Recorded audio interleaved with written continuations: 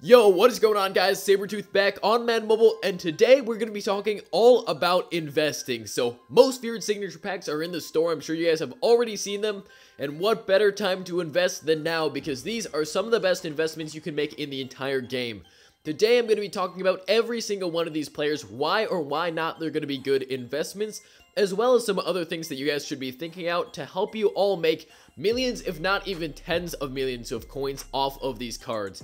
Now, if you guys are new to the channel, make sure to hit that subscribe button real quick and smash that like button, because if we can drop 1,000 likes on this video, I will do another giveaway, because I do want to help somebody out buy one of these cards because they are fairly expensive. So if you guys want me to do a couple million coins in a giveaway, make sure to hit that like button and just subscribe to the channel so when I officially announce it, you guys can have that out of the way.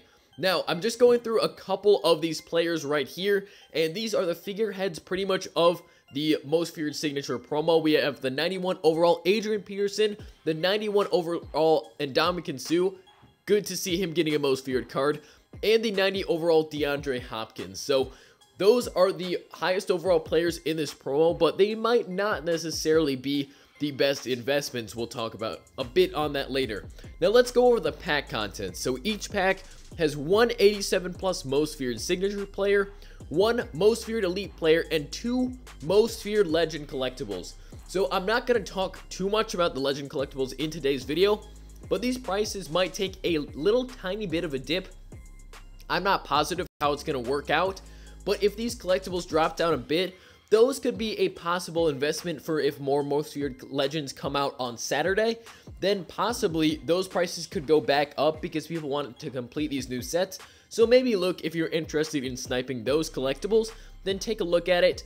But one interesting thing that I think this is going to do to the market is drive down the prices of normal most feared elite players, and that's the first thing I want to talk about. So I'm not going to jump right into talking about signature players. I'm going to talk first about normal most feared elite players. So obviously, we've known in the past these players, they started going for 2.5 when they first dropped, then they dropped down to maybe 1.5, and now we can see Monsters of the Midway and even Dread Zone Elites sitting there at 1 million coins, which is actually quite astounding to me. This is very, very cheap for elite players, considering what you need to complete the ringleader sets. So if we go over back into the sets, just to give you guys a quick reminder of what you need, you guys can see for the performers, all you need is 12 elites in total. 12 elites, and that will get you your 93 overall auctionable card, as well as 3 90 overall performers pretty much for free. Now that Joe Thomas did just sell because Gronk obviously is one of the most, if probably the most popular card out of all 3 of these guys. But this is definitely a way that you guys can get these sets done if you have some coins to spare. Now, I'm not going to lie, they are a lot of coins, but if you want to go for the DeMarcus Ware, think about this, guys. The cheapest one just got posted for 14.5 million on my server, and say you can snipe these cards off for maybe 900k, or if you've already done maybe 1, 2, or maybe 3 of these elites yourselves, you could potentially complete these by spending maybe another 8 to 9 million coins, and either holding on to the player because you completed him for so cheap, or selling off the card and making some profit while still getting the 90 overall performers. Now let's go over the cards in the signature promo. That's kind of just regarding the ringleaders and how you can make some coins off of that. Let's talk about the signature cards themselves. First one that popped up is Derek Wolfe. It's a decent card, 89 overall. Nothing crazy. Cam Newton, I think, is one of the better cards, actually. He's such a well-rounded quarterback with speed, throwing stats. I really do like that card, and I think maxed out, he could be one of the best cards at quarterback in the game. TJ Ward, pretty good safety, solid speed, solid tackles, solid acceleration, solid coverage. There's nothing really lacking about that card. I think it's pretty decent for being 87 overall. Jason Kelsey, I'll talk a bit more about this card later, but 88 center with 80 speed, 89 impact block, 89 strength, almost everything over 80. Really, really good card. Casey Hayward, interestingly enough, actually has, not Mark Ingram, what am I thinking about? Melvin Gordon's card art on it. It's a decent card, 89 cornerback. There's not too many of those out there currently.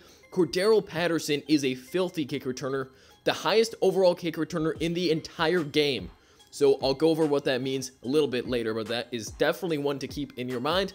Adrian Peterson, a quite solid halfback, 90 speed, 92 agility, Good strength, good acceleration, pretty good card at 90 overall. Sean Lee, this card in my opinion is utter trash. 78 speed, 72 strength, good tackling and awareness and pursuit, but at 90 overall, I'd like to see a bit more. If his speed were maybe 83, 84, I would think it was a good card, but with that low speed, I mean, that's not a very good card at all. Now, there was a couple I just couldn't see right there. Ndamukong Suh, the big man himself, going for already about 13 million coins, and man, that is a lot for him already. So this one is obviously going to be the heavy hitter. If you guys pull Ndamukong Suh, you are doing very well for yourselves, but he's quite expensive. DeAndre Hopkins is the other one, sitting at just around 3 million coins right now. 90 overall wide receiver, decent stats on him, nothing crazy. I could see this card going a bit up in price, but now I'm going to get into sort of a deeper analysis on all these cards. So when I'm thinking about cards to invest in, first, I like to compare them to other players at their position for around the same overall and see what prices they're going for. So let's take a look at safeties, and let's just go TJ Ward under 1.5 mil. Let's see what he's going for.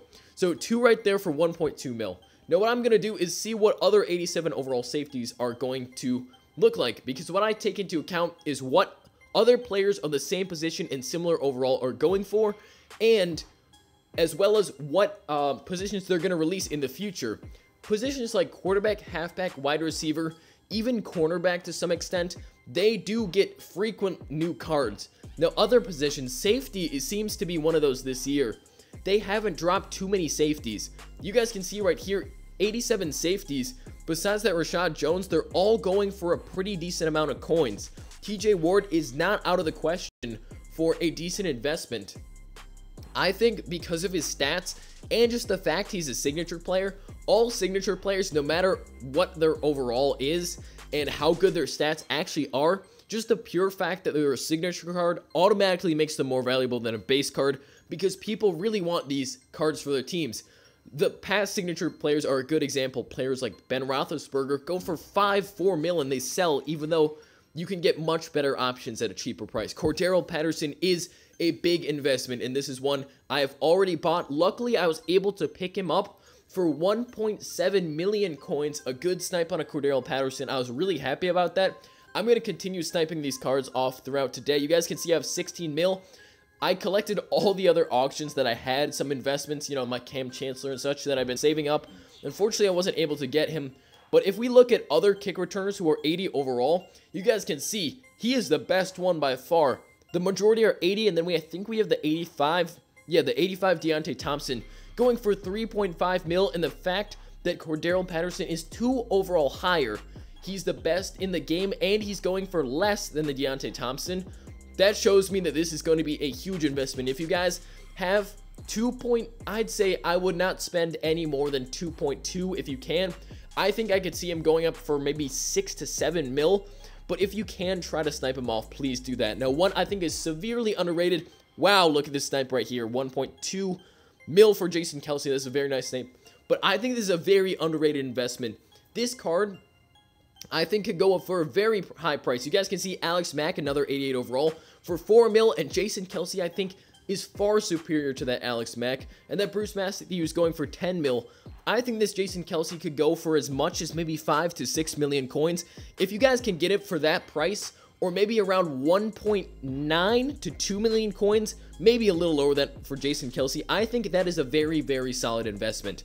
Next one, Derek Wolfe. I'm not a fan of this as an investment. Yeah, it's a decent card, but you guys can see right here, Calais Campbell already going for 2.6, and the fact that the legend card, 91 overall, who's far superior to Derek Wolfe stat-wise.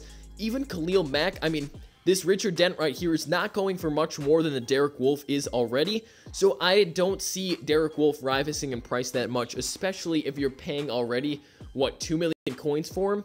I don't think that's one you need to stay away from for sure. Derek Wolfe, don't even think about it. Now, Casey Hayward, who has the Melvin Gordon card art, this is one I'm up in the air about. I did buy one because I was able to snipe him for 1.4 mil, and we can see the only other ones on the block, Rondé Barber as well as GOAT Edition Deion Sanders.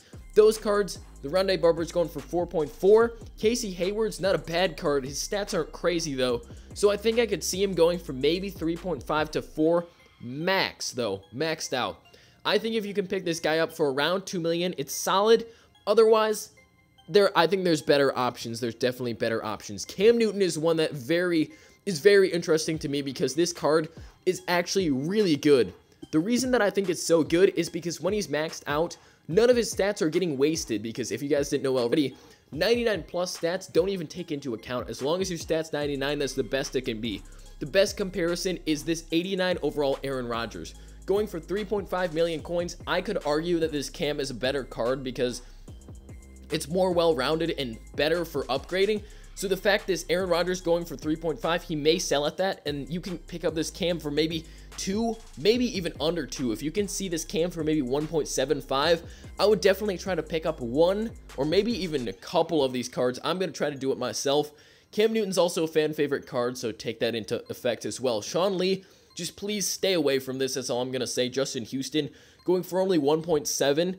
I mean, just stay away from the Sean Lee. It's a bad card. It's a bad investment. That's all I have to say about it. It's just probably, arguably, the worst investment out of all these cards. Now we're getting into the kind of the heavier hitters. Let's head over to DeAndre Hopkins and talk about this one a bit. This one is very interesting. He's a good card, but the problem is I think Chad Johnson is way, way better. And considering Chad's only going for 3 million coins, and so is DeAndre Hopkins, Chad Johnson's the better option in the long run, and also wide receiver gets replaced frequently, so that's one thing you have to take into effect. If they could bring out a really good wide receiver for maybe Thanksgiving, this DeAndre Hopkins may become irrelevant by that time, but some of these other players like the kick returner, the Jason Kelce at center, which is somewhat rare, even the Cam Newton, even though quarterback's popular, you have to take that into account as well. Adrian Peterson, I don't like this as an investment because already he's too many coins. If we look at cards like Mark Ingram, not even going for 4 million coins, and he's a 91 overall halfback, a very comparable card. Marshall Faulk, who's going for probably around the same amount, 90 overall, very comparable stats. And even Todd Gurley, who is going for a lot of coins, but the fact that they're going to be releasing lots of halfbacks, I'd say try to stay away from Adrian Peterson. It's a good card, I'm not going to lie, but it's not going to make you that many coins in the long run. And finally, the man himself, Ndamukong Suh, the most expensive one already, sitting at 15 million coins about. Mean Joe Green's going for 3.5, but Ndamukong Suh's the best in the game. So if you guys can pick up this card for maybe around 4, 5, 6, if somehow you guys get a crazy snipe, you're already going to be doing well for yourselves.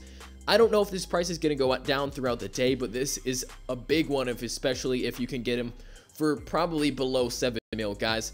That's pretty much going to wrap up the video. Hopefully you did learn something. It took a ton of time to make, so hopefully you guys enjoyed that. Go out there, make millions of coins off of these promos, and make sure to hit that like button if you guys want me to do a giveaway in the next couple days. Hopefully you guys hit it big with these investments. Stay hungry, stay humble, and remember, hard work beats talent when talent doesn't work hard. I will catch you guys in the next video. Peace.